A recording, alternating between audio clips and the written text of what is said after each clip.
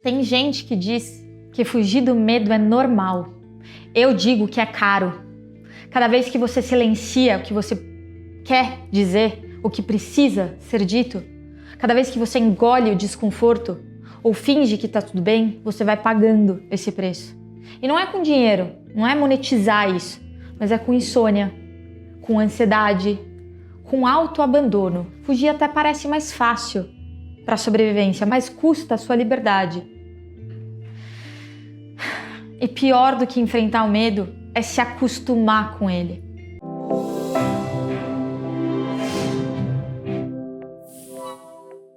Na época que eu trabalhava no corporativo com vendas, com comercial, eu mandava muito bem.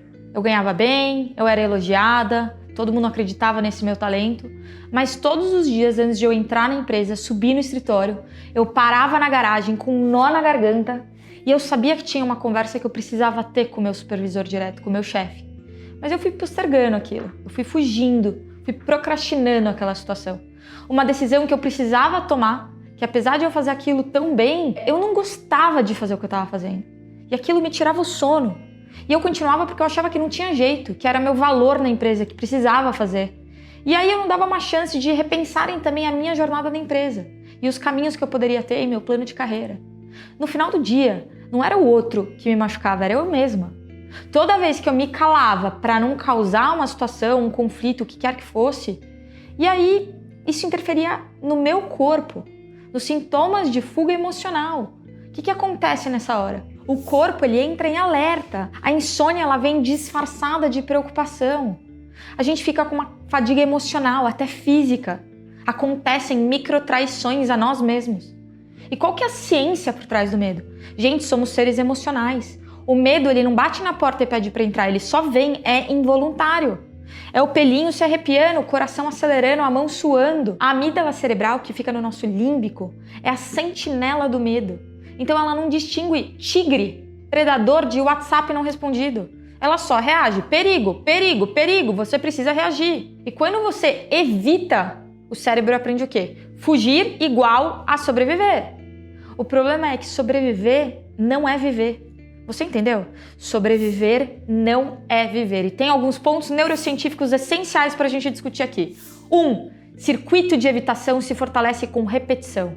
Quanto mais você evita, mais você repete esse ciclo. 2. O córtex pré-frontal, a parte racional de planejamento, só assume o controle quando tem consciência mais treinamento. Você se expõe a essas situações. 3. A coragem é um circuito que é treinável na nossa cabeça. Não é um dom inato que caiu no nosso colo, tá? Então, coragem não é a ausência de medo. É a presença da sua escolha, mesmo com o medo sendo repetido. E se disponibilizando para aquilo, se desensibilizando daquilo. Primeiro, de olhos fechados, imagina aquela situação que você tem fugido.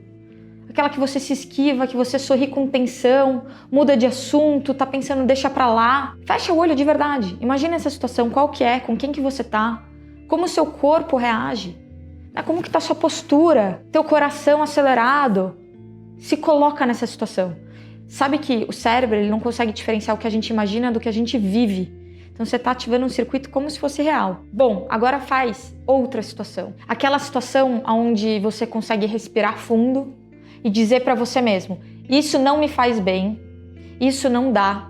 Encara com firmeza aquela situação de vulnerabilidade, se expõe e se posiciona. Se essa situação não é real para você, imagina você vivendo ela, tá? Ou se ela já foi em alguma situação, repete ela na sua cabeça. E de novo, percebe como o teu corpo reage diferente, até se abre, a postura muda. A comunicação, tudo, o químico no nosso corpo se altera. Você percebe a diferença? Porque o seu corpo, ele vive essa diferença.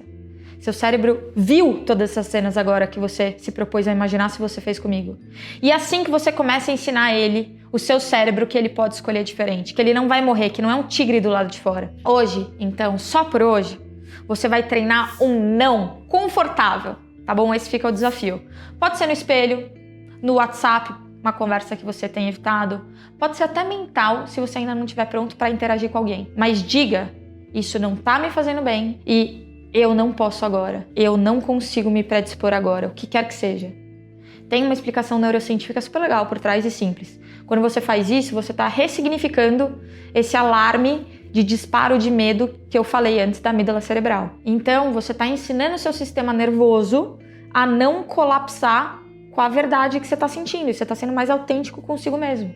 Se permitindo até a falar isso, a realizar isso. Teve um dia que eu falei o que eu precisava naquela situação do trabalho para o meu chefe, que eu comentei, e a minha voz tremia, minha mão suava. Soou mais dura a mensagem do que eu queria, né? Como reclamação, mas saiu. E naquele dia, sabe o que o meu chefe respondeu? Putz, Marina, vamos buscar outras alternativas para você. Não vai ser a curto prazo, mas você tem mérito aqui dentro. Vamos pensar juntos. Eu te trago um retorno daqui a algum tempo no nosso próximo TP. O que eu entendi nessa situação? Ser honesta comigo era mais importante do que ser forte pro outro. E no final, o resultado foi muito mais positivo do que eu imaginava. Ninguém vai virar pra você e falar, não, então pega suas coisas e vai embora. Só que a gente monstrualiza isso na nossa cabeça. E assim foi o começo do fim da versão de mim que vivia pra agradar e falar o que o outro esperava ouvir. O início da mulher que eu sou hoje. Livre, mas com medo assim mesmo. Ou melhor, e com medo assim mesmo. Você não vai acordar um dia sem medo, mas você pode acordar um dia decidido a não ser mais prisioneiro dele. A coragem, ela não chega, ela não cai no nosso colo, ela se constrói. E esse vídeo, se ele te tocou de algum jeito, te incomodou de algum jeito, talvez seja a hora de aprender como treinar a coragem com corpo, alma, intenção e ciência por trás de tudo. Esse é o trabalho que a gente faz aqui. E se você sentiu, você sabe, não é sobre mudar tudo. É sobre mudar de dentro para fora e é um passo de cada vez, com consciência.